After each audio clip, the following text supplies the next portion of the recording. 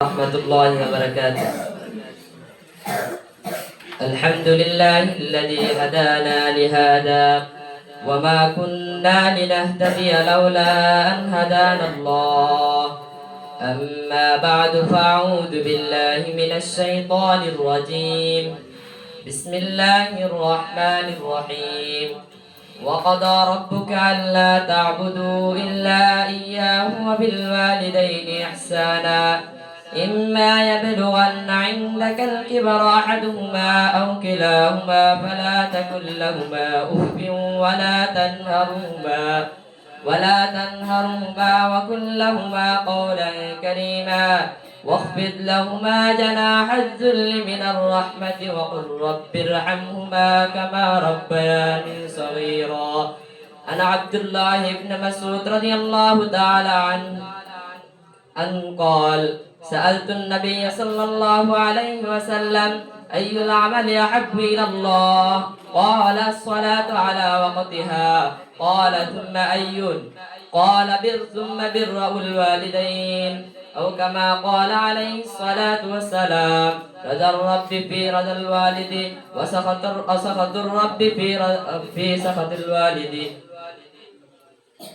আলহামদুলিল্লাহ, মাকতাবে রহমানে কর্তৃক আয়োজিত আজকের বার্ষিক সেমিনারের সম্মানিত সভাপতি ও অভিজ্ঞ পরিচালক, আমার সামনে বসে থাকা এলএম পিপাসী সাথী ভাইরা, আমাকে মাকতাবে রহমানিয়ার পক্ষ থেকে আলোচ্য বিষয় দেওয়া হয়েছে পিতামাতার হক ও অধিকার সম্পর্কে। উক্ত বিষয়ে কিঞ্চিত পরিমাণ আলোকপাত করব ইনশাআল্লাহ। আমরা সর্বপ্রথম ওই মহান আল্লাহ তাআলার দরবারে লাখ কোটি শুকরিয়া আদায় করি যে মহান আল্লাহ তাআলা আমাদেরকে দীর্ঘ 1 বছর পড়ালেখা শেষ করার পরে এই বার্ষিক সেমিনারে আসা এবং বসার তৌফিক দান করেছেন। এই জন্য আমরা কালিমাতুশ শুকরিয়া আদায় করি আলহামদুলিল্লাহ। আমি আপনাদের সম্মুখে কোরআন মাজিদের 15 নম্বর পারার 3 নম্বর পৃষ্ঠা সূরা বানী ইসরাঈলের 23 এবং 24 নম্বর আয়াত তেলাওয়াত করেছিলাম। উক্ত আয়াতের মধ্যে আল্লাহ তাআলা পিতামাতার হক ও অধিকারকে নিজের হক ও অধিকারের সাথে উল্লেখ করেছেন। একদিকে ইঙ্গিত করেন যেমনি ভাবে একজন বান্দার উপর আমার ইবাদত করা ফরজ, তেমনি পিতামাতার হক আদায় করা, তাদের সাথে সদ্ব্যবহার করা একজন সন্তানের উপর ফরজ। উক্ত আয়াতের মধ্যে আল্লাহ তাআলা বিশেষভাবে পিতামাতার 6টি অধিকারের কথা বলেছেন। 1 নম্বর, ওয়াবিল ওয়ালিদাইনি ইহসানা, পিতামাতার সাথে সদ্ব্যবহার করবে, অর্থাৎ পিতামাতাকে ইহসান করবে, অর্থাৎ সর্বদা সদ্ব্যবহার করবে। পিতামাতাকে সন্তান, স্ত্রী, অন্যান্য আত্মীয়-স্বজন থেকে সবচেয়ে বেশি ভালোবাসবে এবং সর্বক্ষেত্রে তাদের পছন্দ অপছন্দ বিষয়কে বেশি প্রাধান্য দিবে।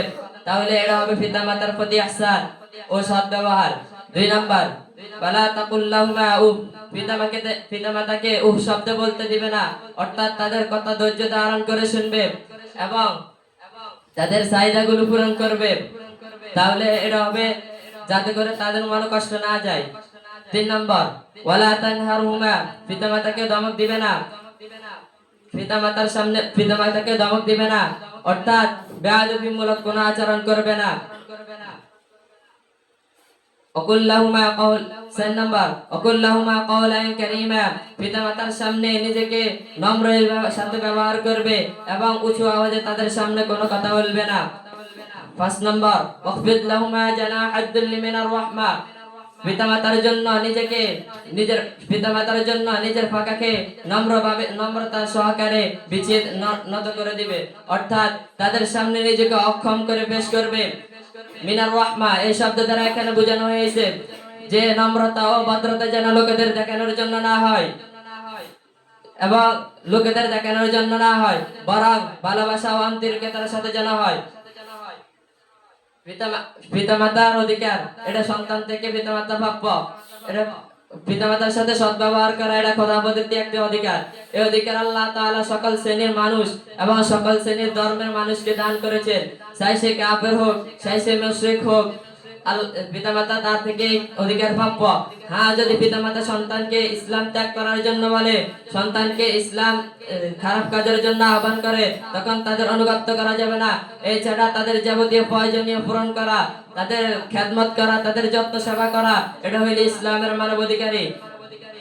আমি আপনাদের সম্মুখে রাসূলের হাদিস থেকে একটি হাদিস করেছিলাম।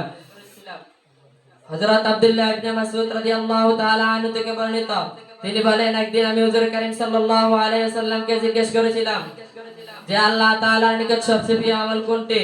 তখন তিনি বললেন, আল্লাহ তাআলার নিকট সবচেয়ে প্রিয় আমল হলো পিতামাতার সবচেয়ে প্রিয় আমল হলো সময় মতো নামাজ পড়া।